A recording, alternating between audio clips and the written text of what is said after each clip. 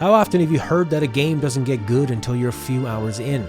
How often have you been bored to tears by a slow tutorial that constantly takes away control to show you cutscenes of characters you don't know or care about yet? I am done with the slow start excuse. The beginning of a game, movie, series, novel should use those precious opening moments to set the tone and hook the player or the viewer. Every second can and should be utilized. The opening shot, the introduction to the characters, the color palette, the sound, and of course the very first moment the player has control will all leave a valuable first impression. Don't waste this chance. Now, since games began adding more cinematic elements, cutscenes, voice dialogue, we've seen a struggle with maintaining a proper balance of play and watch. Modern AAA gaming too often fails us in the opening moments, forcing the game to win back the attention and momentum it forfeited immediately. In this written and video series, I'll be analyzing the first moments of a game. Later, I can compare those sequences to other games in the genre or franchise. Our first candidate was inspired by my good friend Ed. He recently had been wanting to get back into gaming, but constantly grew disinterested with many titles. He went back to Final Fantasy VI and found he was hooked from the first moment. I was intrigued, and thus we have the first 10 minutes of Final Fantasy VI.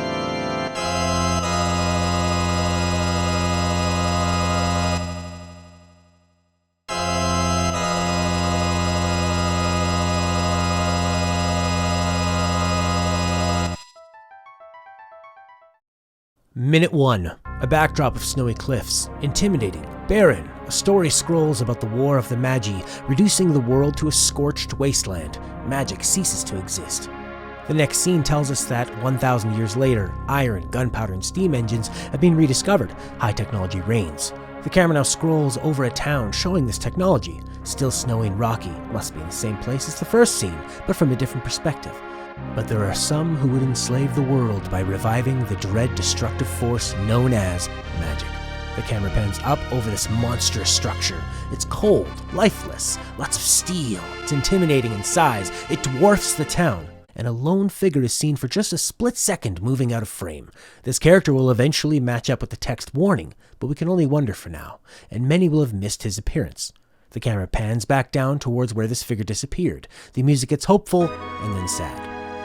The fourth scene shows the snowy mountains from the first scene with text saying, "Can it be that those in power are on the verge of repeating a senseless and deadly mistake?"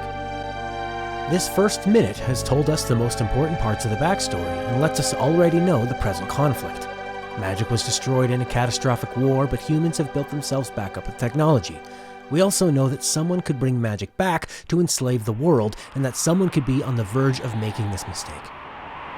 Just 1 minute of exposition was efficient, but also was delivered in stages that created tension, asked questions, and gave just enough answers to be cohesive while leaving plenty of mystery.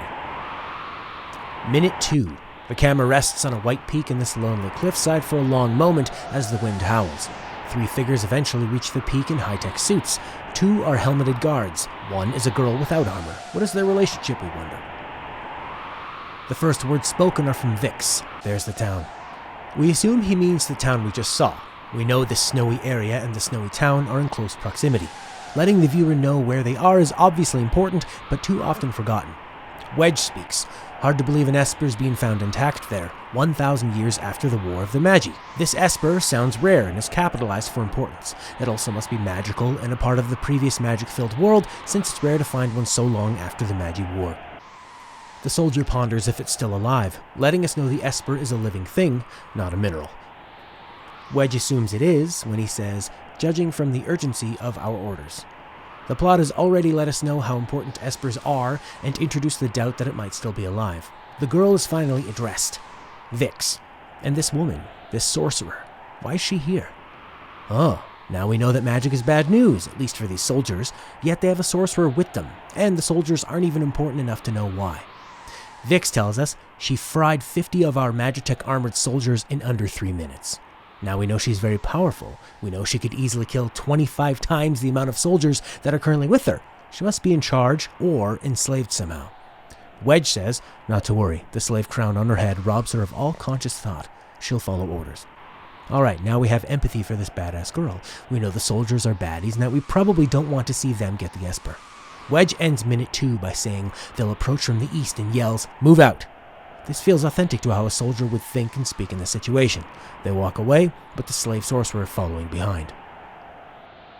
2 minutes of exposition are now followed by 2 minutes of one of the greatest cinematic openings in Final Fantasy history and one of the greatest songs.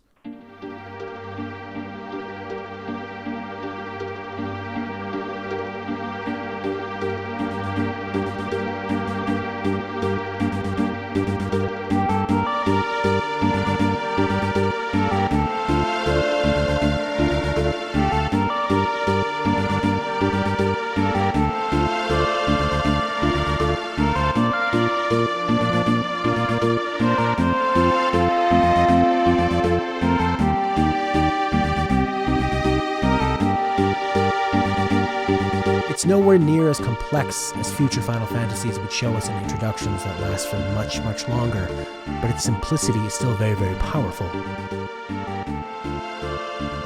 The three figures march upwards as the ground scrolls towards like a music sheet on an old player piano.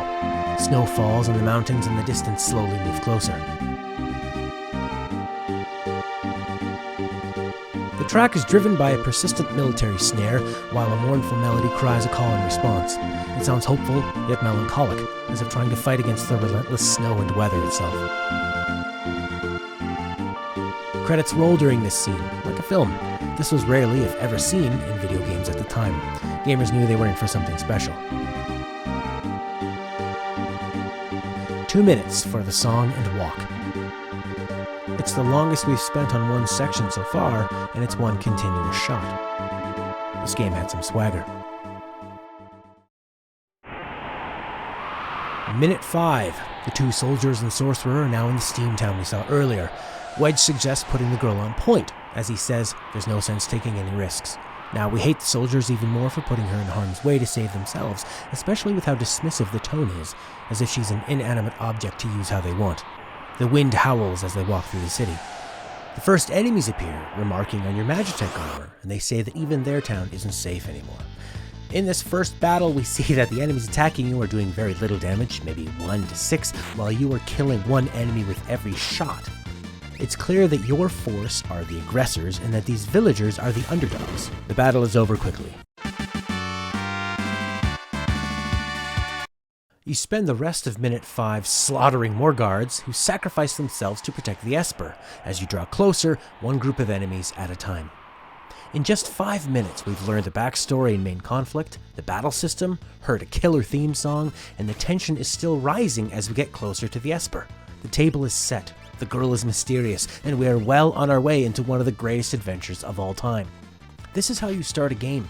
Developers, don't waste your chance at making a first impression and setting a tone.